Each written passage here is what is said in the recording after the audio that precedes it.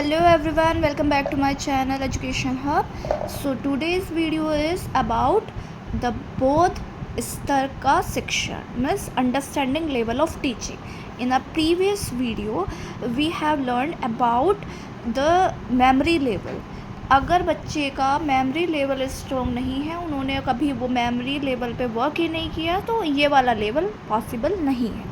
ठीक है, अगर ये वाला लेवल नहीं हुआ, स्मृति लेवल और आपका बोध लेवल, तो बच्चा थर्ड लेवल जो होता है हमारा चिंतन, उसको पॉसिबिलिटी है ही नहीं कि पूरा कंप्लीट कर पाए. ठीक है, तो अब बोध लेवल क्या होता है. हमने स्मृति level first recall our previous class.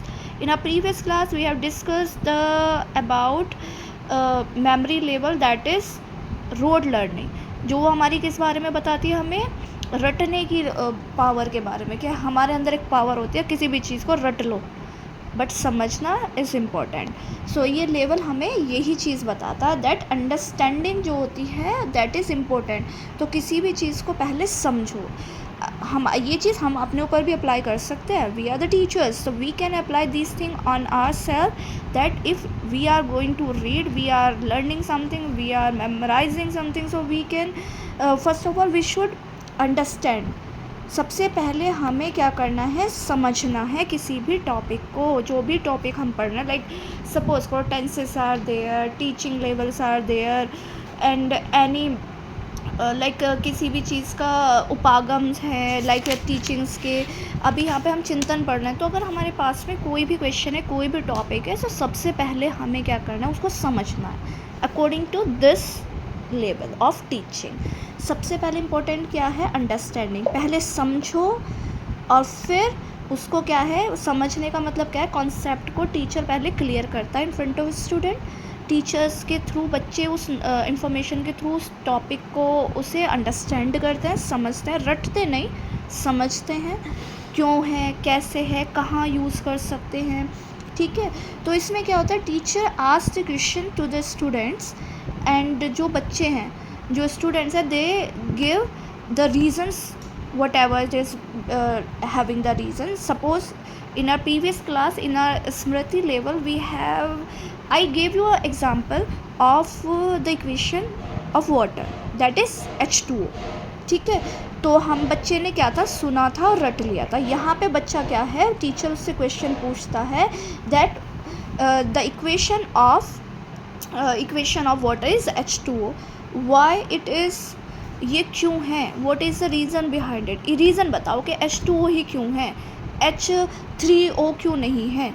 तो आप एग्ज़ाम्पल दे के बता सकते हो. दैट बच्चा बताएगा दैट सर इसीलिए नहीं है बिकॉज उसमें 2 तो हाइड्रोजन होते हैं और 1 ऑक्सीजन होती है, दैट्स वाई H2O होता है, H3O नहीं होता. बिकॉज इसमें क्या होता है, क्या होता है इसमें, 2 तो हाइड्रोजन हो गए हैं. जैसे कि सपोज़ करो H2O है, ठीक है, तो इसमें हम क्या करेंगे, हम करेंगे 2 हाइड्रोजन के पार्ट हो गए, हाइड्रोजन प्लस 1 हमारा ऑक्सीजन का पार्ट हुआ. ठीक है, तो ये इक्वेशन अब क्या बन गई हमारी, H2O. तो इसीलिए हम कहते हैं, अब हमने पहले वाले में रटा था, अब हमने रटा नहीं, अब हमने समझा दैट H2O ही क्यों है, रीज़न क्या है. तो जब बच्चा इस चीज़ पे क्वेश्चन करने लगता है ना, कि रीज़न को जानने समझने लगता है, तो उसका बोध स्तर, अंडरस्टैंडिंग लेवल क्लियर होता है. और उसके बाद में जैसे हम एग्जांपल दे सकते हैं, जो वाटर होता है हमारा कितने डिग्री सेल्सियस पे बॉईल होता है, 100 डिग्री सेल्सियस. तो ठीक है, अब बच्चे से पूछे हम क्यों होता है ऐसा, वो 100 डिग्री सेल्सियस पे ही क्यों बॉईल होता है, तो ये बच्चा क्या करेगा, बच्चा यहाँ पे एक्सपेरिमेंट करेगा, उसके बाद अंडरस्टैंड करेगा कि ऐसा ही क्यों है, और उसकी अंडरस्टैंडिंग क्लियर, तो कंसेप्ट क्लियर. तो यहाँ पे बहुत अच्छा पॉइंट है. अब यहाँ पे इसकी जो क्रिटिसाइज इसको क्यों करा जाता है, बिकॉज ये टीचर सेंटर्ड हो गया. जैसे कि स्मृति लेवल टीचर सेंटर्ड था, ये भी टीचर सेंटर्ड हो गया. बिकॉज यहाँ पे बच्चा फिर भी खुद नहीं खोजता, टीचर उसको एक तरीके से क्लियरिटी देते हैं. बच्चा सीख तो रहा है, अंडरस्टैंडिंग तो क्लियर हो रही है, बट यहाँ पे भी क्या है, टीचर उसको क्लियरिटी दे रहा है. बच्चा खुद से कुछ नहीं कर रहा। तो यहाँ पे सिर्फ समझना ही काफ़ी नहीं है, इम्पोर्टेंट क्या है हमारे लिए, प्रॉब्लम सॉल्व करना। अगर सपोज़ करो हमने बच्चे को बोल दिया कि चलो 100 डिग्री सेल्सियस पे वाटर बॉयल हो रहा है, तो आपने 100 डिग्री सेल्सियस पे वाटर बॉयल बच्चे को बता दिया, बच्चा समझ गया, अच्छा टीचर ने बोला है ये रीज़न है इसके पीछे, ऐसा होता है, क्लियर हो गया। उसने खुद से नहीं किया। जब वो खुद से करेगा, उस चीज़ का एक्सपेरिमेंट करेगा, एक्टिविटीज़ करके देखेगा, तो उसकी जो अंडरस्टैंडिंग लेवल है वो ज़्यादा स्ट्रॉन्ग होगा, है ना। क्योंकि दूसरा तो हमें क्लियरिटी दे रहा है, बट हम खुद से क्लियरिटी लें, चीज़ों को करें, प्रॉब्लम्स अगर हमारे सामने आ रही है उन्हें सॉल्व करें तो ज़्यादा अच्छा है, ठीक है। इसमें क्रिएटिविटी कम रह जाती है क्योंकि बच्चा नहीं कर रहा। वहाँ पे टीचर उसको इन्फॉर्मेशन दे रहे थे, यहाँ टीचर इन्फॉर्मेशन के साथ में प्लस क्लियरिटी भी दे रहा है, पर बच्चा खुद से एक्टिव नहीं है, तो यहाँ पे क्रिएटिविटी कम है। तो जब बच्चे से आप क्या करो, इसमें आपके हेल्प हो सकती है। इसमें आपको बच्चे से क्या करना चाहिए, क्वेश्चंस करने चाहिए। टीचर को बच्चे से क्वेश्चन करने चाहिए, तो बच्चा खुद का माइंड यूज़ करेगा, क्रिएटिविटी पे जाएगा, माइंड की एक तरह से अपने माइंड पे प्रेशर डालेगा, ऐसा ही क्यों है।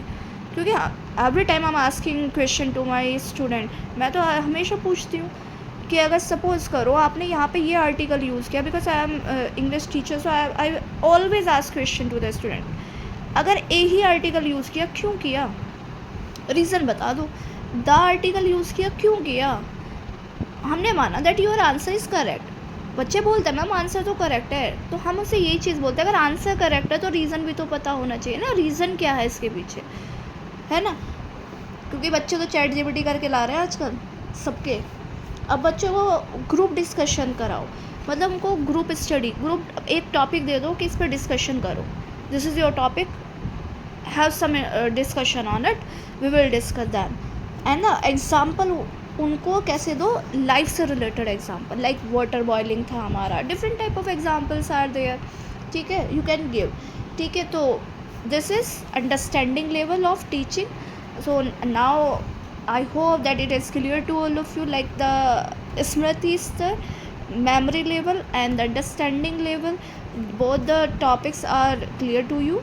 In the next video I will tell you about the चिंतन का शिक्षण, चिंतन स्तर का शिक्षण, मतलब reflective level of teaching. This is most important. Yes, important ये भी है क्योंकि एग्ज़ाम में आ रहा है, तो एग्ज़ाम में आ रहा है तो सब इम्पोर्टेंट है। एंड अगर हमें टीचर बनना है तो बच्चे को जितना हम ज़्यादा अच्छे से समझ जाएं उतना ज़्यादा अच्छा हमारे लिए होगा, उसे समझाना और उसको अच्छे मार्क्स एग्ज़ाम में दिलवाना, और उसका जो भी इंफॉर्मेशन है उसको स्टेबल रखना।